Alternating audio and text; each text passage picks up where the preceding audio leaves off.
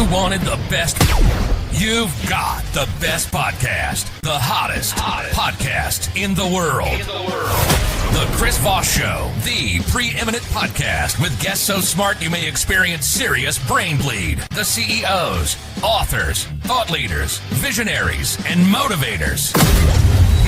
Get ready. Strap yourself in. Keep your hands, arms, and legs inside the vehicle at all times, because you're about to go on a monster education roller coaster with your brain. Now, here's your host, Chris Voss. Hi, this is Voss here from the ChrisVossShow.com. There you go, ladies and gentlemen. The Iron Lead sings that makes official. Welcome to 16 years of the Chris Voss Show and nearly 2,400 episodes of the show that we've been doing and bringing you every day, or weekday, I should say, because I do take the weekends off for the last 16 years. Go to goodreads.com/Chris Voss, LinkedIn.com/Chris Voss, Chris Voss 1 on the TikTokity, and all those crazy places on the internet. Today, we're joined by a wonderful gentleman. We're going to be talking about his insights, how to run business, frontline employees, and all sorts of different things as it were. Today, we're talking with Geoffrey Toffetti, and we're going to be getting into it with him. He is the CEO of Frontline Performance Group based in Florida. He partners with 2,500 hotels across 100 plus countries, driving them or helping drive them into millions of incremental revenue. His own journey in hospitality started humbly as a car valet at Florida hotel, but with a passion for sales and a deep understanding of the industry, he climbed the ranks quickly. Today, he leads FPG, where they work with top brands like Hilton, Marriott, Hyatt, and others. He's guided the company through strategic growth, including acquisitions of their primary competitors, Drake Beal in the U.S. and TSA Solutions in Asia, and the latter during the height of the COVID-19 crisis. Welcome to the show, Geoffrey. How are you? I am wonderful. Thank you for having me. Thanks for coming. We certainly appreciate it. Give us your .coms. Where do you want people to find you on the interwebs? Yeah, it would be Frontline website would be frontlinepg.com. PG stands for Performance Group. That's our primary website, and we're on LinkedIn and all of the other socials under FPG or Frontline Performance Group as well. There you go. So give us a 30,000 overview. What you guys do there? Yeah, we've spent the last 32 years working with frontline teams to help teach them to better engage their guests and increase those service levels they're providing, and in doing so, increase revenue, because all studies show the happier you are with your service, the more likely you are to spend more money on it. So, yeah, I mean, it goes without saying, right? But yeah, we have a technology platform that helps motivate and manage the performance of the teams, and we provide very specialized training to help them increase their actual sales skills at the point of sale. And we work primarily in hotels now. There you go. Hotels. I mean, that's got to be a good business. People have to travel, people have to see things, but it's probably, there's probably some thin margins maybe in that business, or are there? Yeah, it depends on which hotel you're referring to, but yeah, generally speaking, I think, especially since COVID, margins have been challenging in hospitality, and every incremental revenue dollar that they can generate at the point of sale has a much higher profitability margin than the base reservation, because when someone walks in, they think they know what the revenue is already, and if they can sell them something else, that becomes very, very profitable revenue. There you go. So what is a micro transaction or incremental transaction, I should say? Incremental transaction, what does that do? What is that? How do you identify what that is and define it? Yeah, so if you think about you book your room at a hotel, you arrive there, you've booked a certain amount of revenue. So anything that they can sell you above that is what is incremental revenue. So you think about things like a better room, a better view, a dining experience that you can take your wife out on the beach and put your toes in the sand, or a cabana by the pool. Any of those services that they can give you, they can sell you, increases your experience because you're having a better experience, and it generates very high margin revenue for the hotel. And this goes for restaurants. If you're able to sell additional items at a table, that's highly valuable revenue for a restaurant. Another round of drinks that you wouldn't have otherwise sold because you're actually attending to the guests, and you're paying attention, and you're wanting them to have fun, and you're engaging them. It just leads to these incremental transactions. There you go. And I mean, every little dollar adds up, really, when it comes down to it. And if it increases the guest experience, then you're having a much better time. There's been times where I've done things and I'm like, well, I didn't know that I could have bought that in addition. And I would have bought it just, because if I'm on vacation, I want to, enjoy Absolutely. myself, since that's one break I get. Yeah. The other thing I see is, I don't know what it is. Well, customer service has gone to shit over the last 20 or 30 years. I mean, somehow we had this revolutionary Tom Peters book, In Search of Excellence, that kind of created this customer service revolution. And then, I don't know, somewhere it got lost. I don't know where. But, you see people that they really handle. I'm not saying all waiters are bad, because I deal with some great ones. I have some ones that are great friends. But you see a lot of people that they're just phoning in the tip experience. If they live on tips and stuff like that, you just see them phoning it in. Like, the last 20 years, I'll go to a bar and I'll be sitting there going, I've had an empty drink here for half an hour. I've been trying to wave down the bartender, and I would probably have bought a couple more drinks. I mean, not to get drunk or anything. I probably bought some food on top of that, but I can't get this guy's attention or gal's attention over here. Checking to make sure that I'm topped off of my drink. I can't tell you how many times I go to restaurants now and I'm sitting there going, well, I'd like to choke the rest of this food down, but I need some, a new Coke or a coffee or something like that. And it's just amazing how many people don't connect the two dots between that service, customer experience, upselling the client, and leaving money on the table, really, when it comes down to it. Yeah, we have a saying that sales isn't something you do to your customers, something you do for them.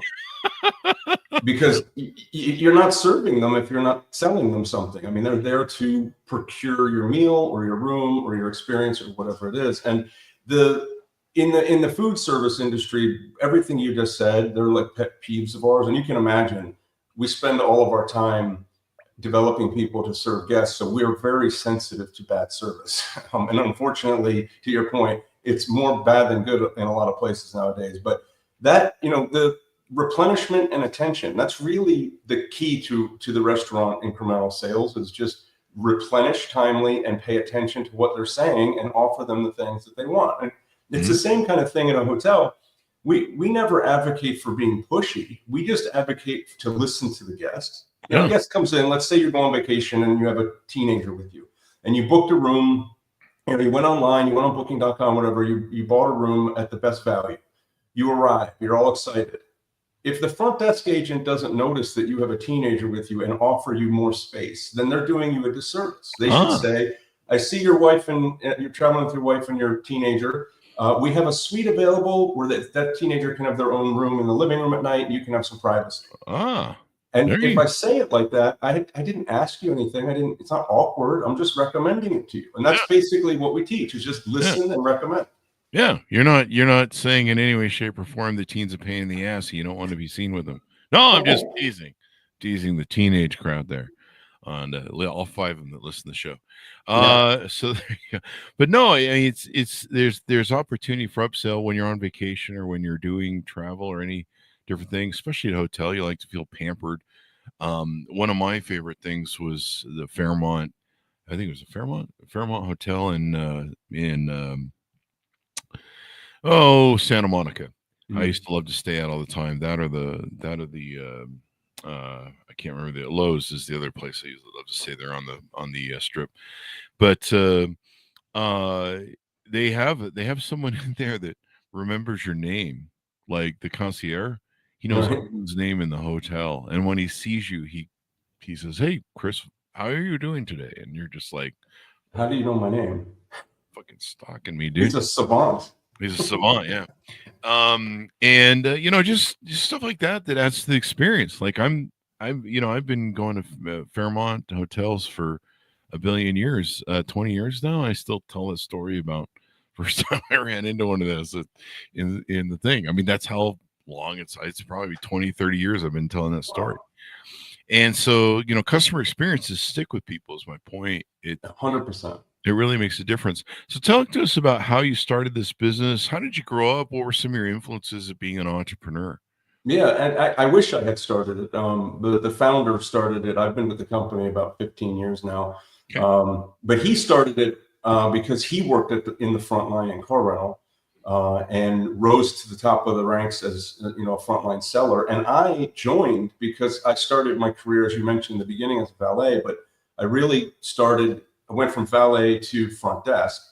And I became the top upseller in the property. And this was before there was even a formal upsell program. There was just a little commission. And they were like, if you sell something, you can have a commission. Well, I more than doubled my pay on the upsells to the point where they promoted me because I was making too much money for a front desk agent.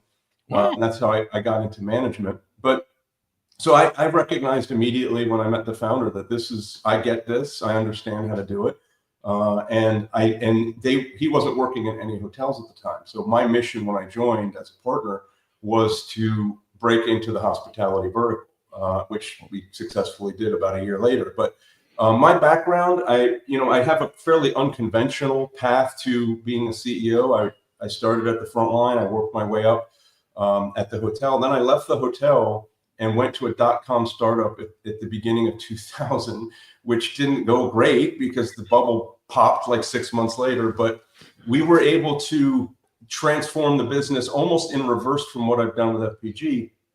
We went from a .com to a services business and survived by providing practical services. But we had built an online platform in a time where no companies were web native. So that gave us a cost advantage. And we grew that business over 11, 12 years before I left. We had gone from basically zero value to worth a couple $100 million.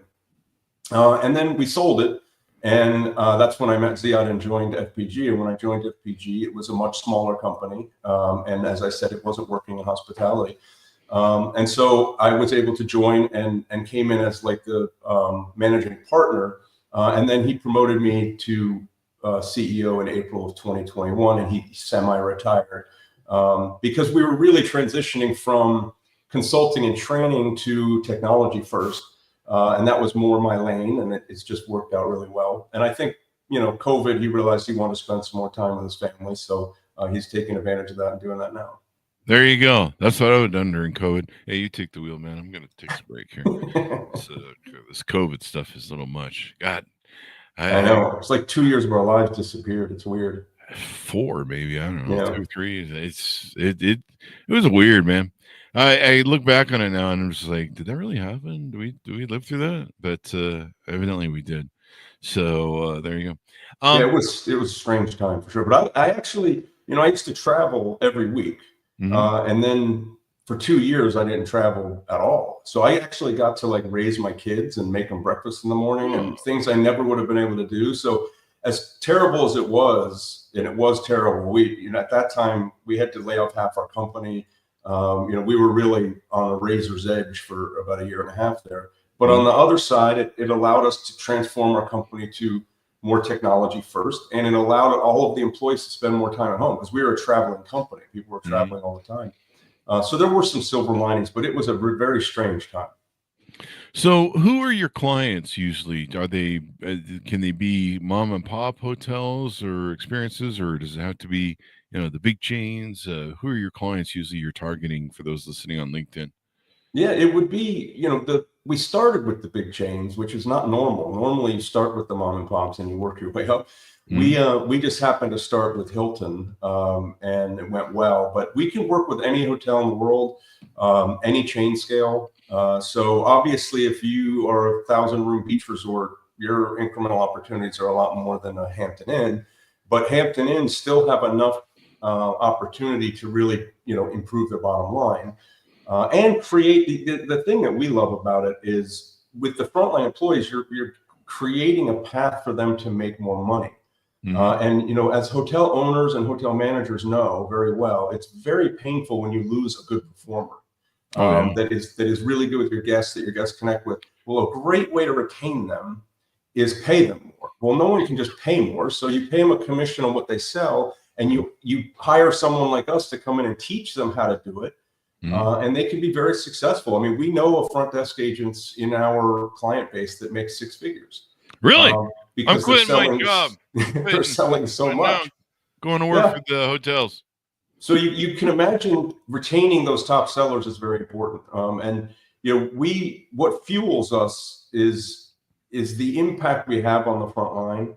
We've trained hundreds of thousands of frontline employees, and so we get these stories, and some of them are really profound. One of mine that has always stayed with me is we were working in another country, and there was a front desk agent who came up and told us that they were able to put their kid in a private school because of the incentives they're making, because the public school situation, he was being horrifically bullied.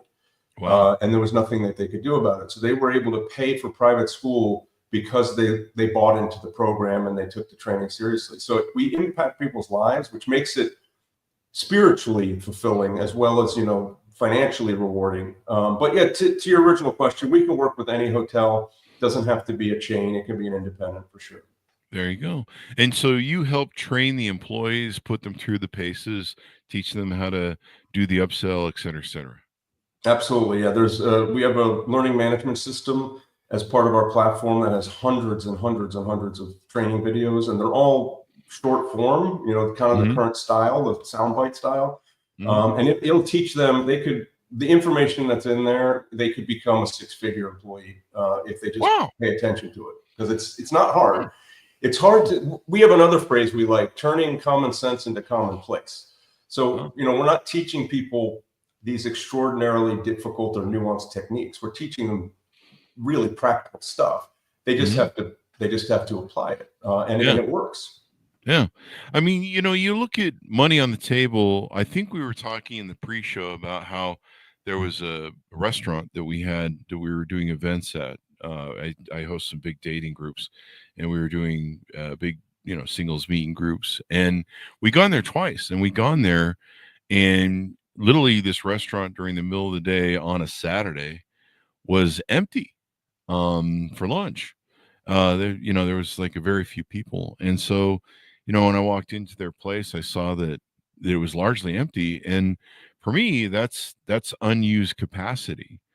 So, you're paying, whether you're open, whether you have any clients that day come into your hotel or your restaurant, et cetera, you're paying for the employees usually to staff it. You're paying for your business licensing, your taxes. You're paying for the building, maybe if that's part of your investment, or the lease, whatever it is. You're burning that money at that time. And if that room isn't filled, or the hotel isn't filled to 100% capacity, if the restaurant shops inside of things aren't making enough revenue, it affects the bottom line. And I remember talking with them about how they were positioning themselves, and they were complaining about how their costs were working. I'm like, well, you charge pretty cheap for a plate of food, and then you never upsell the dessert, and you never upsell the drinks. And a lot of our people over 2 events there, they were like, hey, is anyone going to come offer me another drink? Is anyone going to come refill this? We talked about how that in the green room, how that happens to me a lot, even with coffee or water. I was just like, hey, can I get another Coke? And, we have to charge you for it. Well, that's great, because I don't want to, choke down the steak, without something to get it down the gullet. Can I get a drink? And that affects the tip. Like, I'm an asshole about the tip. I mean, I'm a big tipper. I usually tip 25-30% sometimes. But I expect to be taken care of. That's why I tip well.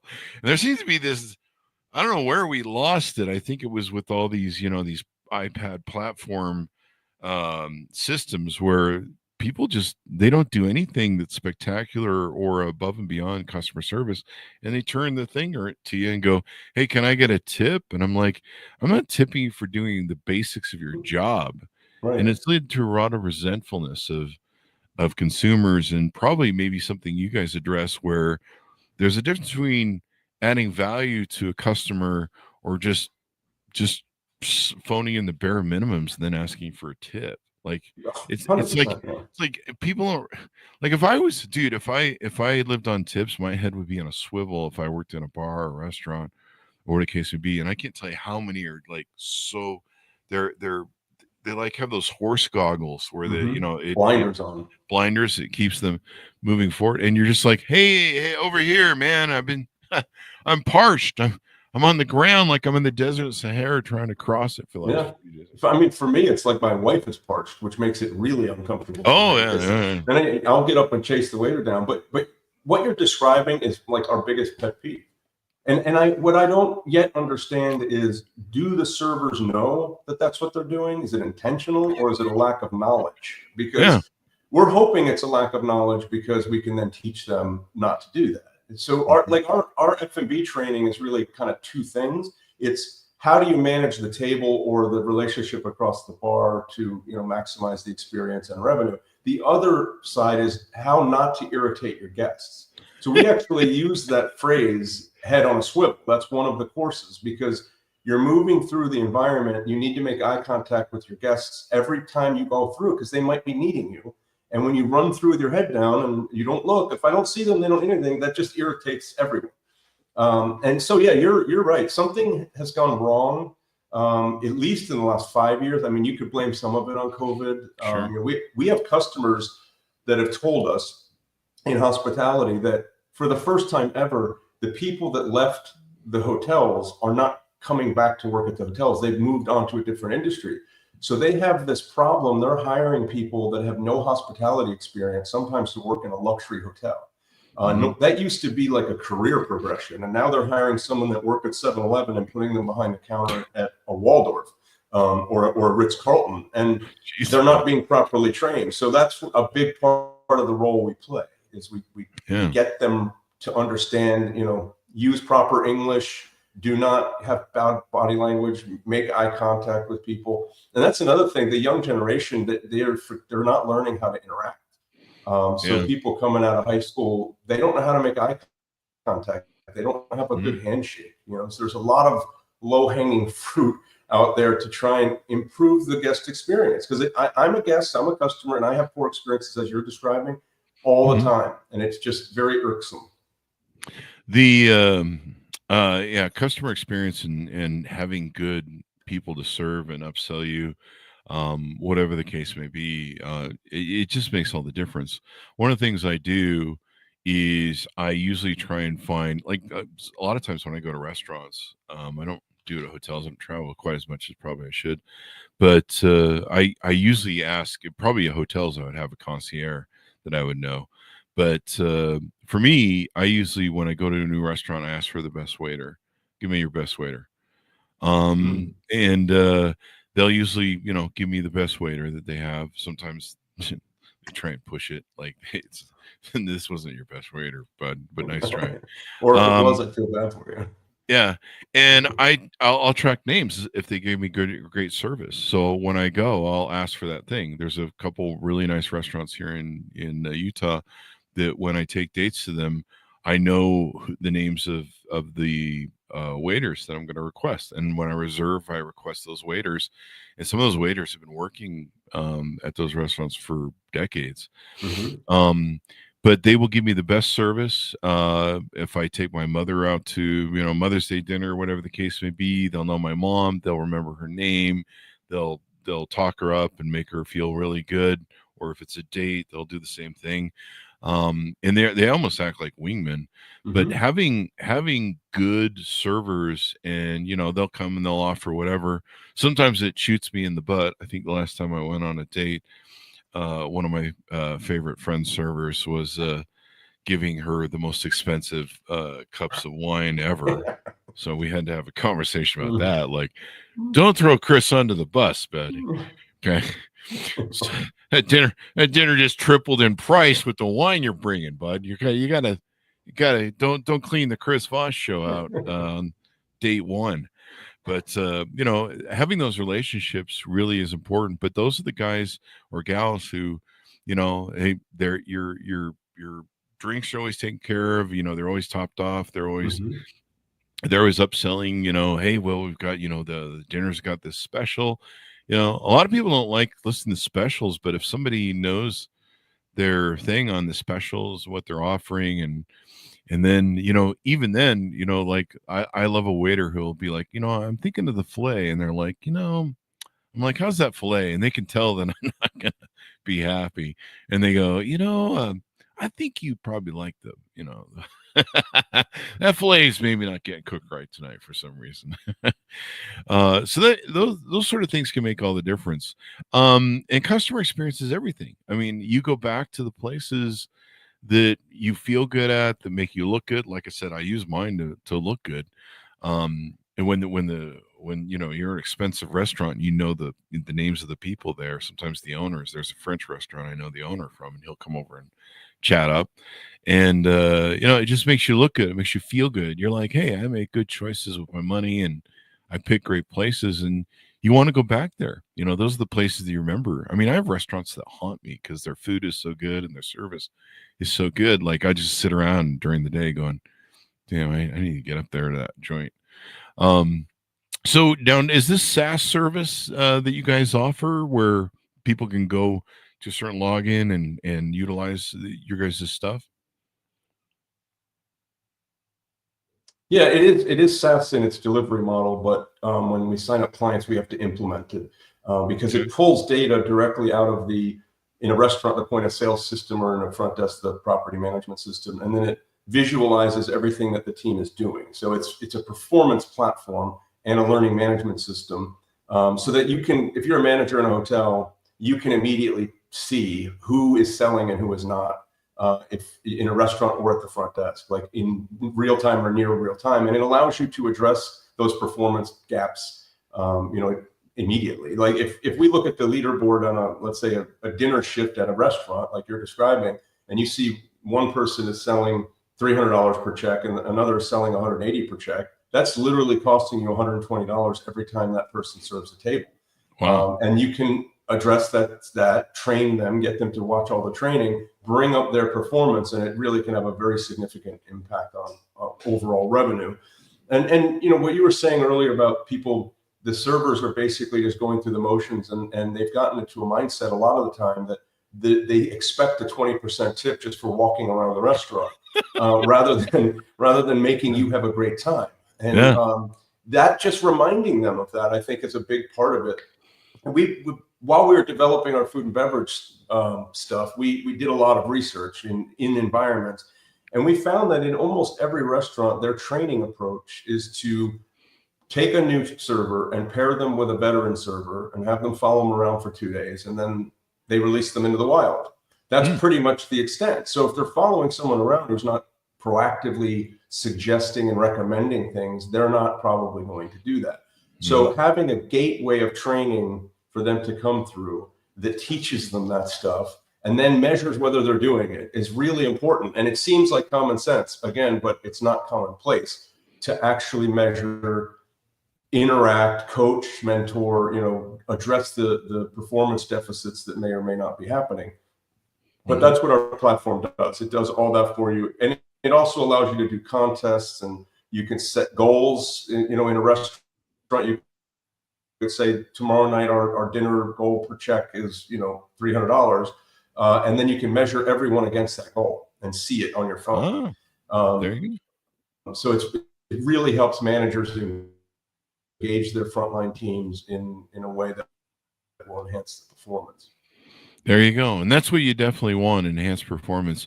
There's so many different things that times where I've been in a hospitality situation where I'm like, I didn't know I could have gotten that. Or, I didn't know there was an upsell for that. Or somebody will sell me an upsell and I'll be like, oh, I didn't know. Hey, I would definitely want that. Would you like to get a, bump up whatever for a bigger room, or, here's this, and you can go, hey, yeah, we'll take that.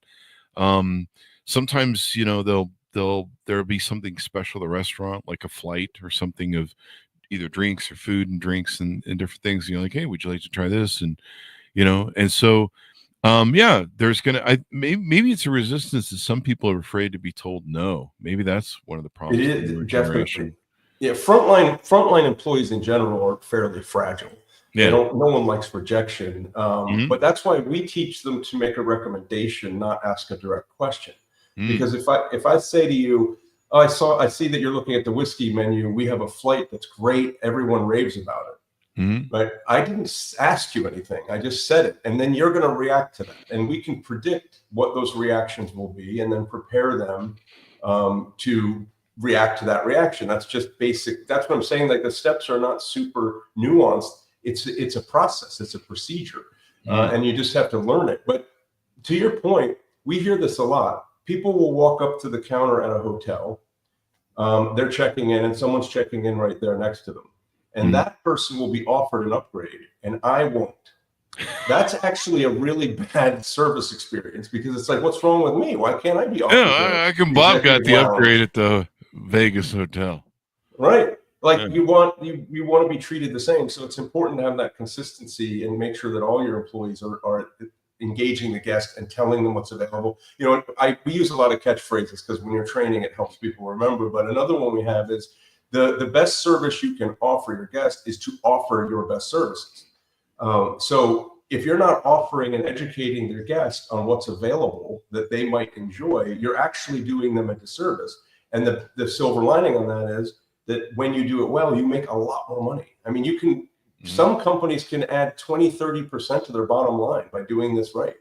And that's without capital expenditure. That's without having to build another restaurant. That's just when the guest walks in the door, the mindset of the team should be, we want them to be as happy as possible and buy as much as possible. Happy as possible. Happy people buy. I mean, God knows I do. In fact, I think I'm broke because of it. I just got in the espresso business, and I've been buying a lot of toys that have been making me happy for the espresso machine and prep work, and all the money pit that is espresso. And there's an old saying in hospitality. I don't remember where it comes from. There's an old saying in hospitality. I don't remember which company coined it, but it is, you want your guests to leave fat, happy, and broke. Happy and broke. Wait, that sounds like my well, that wasn't my first 9 marriages. Because I was unhappy. I don't know. It's a joke. One of the things interesting is the mnemonic attachment of where you attach memory to experience, and that lasts with you. So I'll give you an example. There was a restaurant that I tried that I went to. It was very swank. They wouldn't let me wear shorts. I had to go back home and get pants. I was curious to know what it's like, and I was reviewing the restaurant. So I was like, well, I'll wear some pants, I guess, for change. For most people that don't know me, I don't wear pants most of the time. And so, I mean, I wear shorts, but I just don't wear pants. I have a thing with long legs and arms and whatever. Anyway. So I went to the restaurant and I asked for a coffee, and she says, "Oh, and I think, I don't know, maybe she assumed that I had some sort of formal, I don't know, that maybe I was, I don't know, maybe I had more money in my pocket. Maybe that's a good way to put it." And she said, "Oh, you coffee? Do you like espressos?" And I was like, oh, you have an espresso machine here in Utah. It's really hard to find restaurants that have espresso machines, or coffee makers for that matter, because the religion here isn't into coffee much. And so I was like, oh yeah, I love espressos. And so I took a double because that's how I roll at caffeine. And so there's an upsell there. She just went from an espresso to a double espresso charge. And then I think she knew that they weren't going to be great at espresso. And so she brought me a double espresso with a little, I think it was a lemon or orange peel. And she said, "Hey, so this was taught to me by my grandmother. I think she came from Puerto Rico, or she came from someplace. There was a place that they kind of did this with their coffee. They put like an orange or lemon peel in it, and I'd never seen that before." And she goes, "Yeah, it'll take the bitterness off the shot and everything, and it'll really enhance the taste." And she goes, and she showed me how you do it. She goes, "You squeeze it, so you get a little bit of the juice out there. You drip it into the espresso, and then you just throw the squeezed skin It's literally just the skin of the it's almost like I forget what they call it in chefing and cooking, where they drag a grinder down the side of the skin of a lemon or an orange. So anyway, she made this little cut. It was like this little thing and threw it in the thing. Tasted great. I realized that probably their espresso isn't quite what it should be in making it, and so she had figured out a way to upsell me and of course improve my experience and get bigger tip. And to this day, it's been 2 or 3 years since I've been to that restaurant because I don't wear pants. And it was a great restaurant, great food. But to this day, I still remember the experience there. I still remember the restaurant. So it comes up on my little rotary dial in my head where I go, where should I go eat today? I should go to that one restaurant. And like just the other day, I did the orange peel thing. I put some orange peel in the espresso maker in the basket bin and then poured coffee grounds on top of it to cook. And to this day, 2 or 3 years later, I have this mnemonic attachment memory to the orange peel, the upselled espresso, and my experience there. And there you go. I mean, even though I had to wear pants, it was a great experience. I think it's Maya Angelou that said people won't remember what you said; they'll remember how you made them feel. Yeah. We ascribe to that. If you don't create an emotional connection with your guest, you can't expect them to buy more from you, and you can't expect them to leave you a good review. And this is where people are afraid that AI is going to take over every job. But the one thing that, at least so far, it's not going to be able to do is form a human connection to another human being. That is what fosters those brand loyalty type memories that make people go out of their way to come back to your business because of how you made them feel. And a lot of entrepreneurs and even people we've met in hotels or restaurants, they almost have like a fear of offering their guests more. They don't want to be pushy, and we completely understand that. But as we said, and as you just described with your espresso story, if you don't offer them something that they're gonna enjoy, you're doing them a disservice. People come to your hotel, they don't know every room type, they don't know what every view out the window is, and the front desk agents do. So if someone's coming in and they're there for their anniversary and you have a sunset view room, offer it to them, recommend it to them, because they're going to have a better experience. It's really, like I said, offering your best services is the best way to garner that trust and brand loyalty relationship with your customers. And as customers, we know it's true. It's intuitive. We go somewhere, we're offered, like the waiter tells me, we have this dish, it's unbelievable, it's my favorite dish. It happens to be more expensive. I buy it, I love it. I love that he recommended that to me. I'm not offended by it. Now, if I eat it and it's not good, then we have a different problem. So you gotta deliver on your promises. Maybe that's the worry. I should upsell the chocolate cake, but I've seen what they did with the chocolate cake, and so they used the ingredients from last week. Anyway, so there you go. So as we go out, give people a final pitch out on how to onboard with your services, how to reach out, how to find out more about you. I mean, we've had this great discussion that I think any company can use in any field, whether you're in hospitality or not. Taking care of the customer, making sure the experience is there, monitoring customer experience, et cetera, et cetera. Yep. I mean, you could, on LinkedIn, they could reach out to me directly, but if you go to our website, there's a demo link where you can put a little bit of information in, and we'll reach out and we'll show you the tech. We'll talk you through it. We have, like I said, we have over 2,500 hotels worldwide. So we're really good at this. We're the best in the world at frontline performance management. And if you have a business that's in frontline, you have frontline employees serving your guests, we can definitely help you. You can reach out to me directly or go to our website and fill out the contact form. It'd be great. There you go. Well, thank you very much for coming on the show. We really appreciate it. Oh, it's my pleasure. Thank you for having me. There you go. And thanks so much for tuning in. Go to goodreads.com/Chris Voss, LinkedIn.com/Chris Voss, Chris Voss 1, the TikTok, and all those crazy places in it. Be good to each other. Stay safe. We'll see you next time.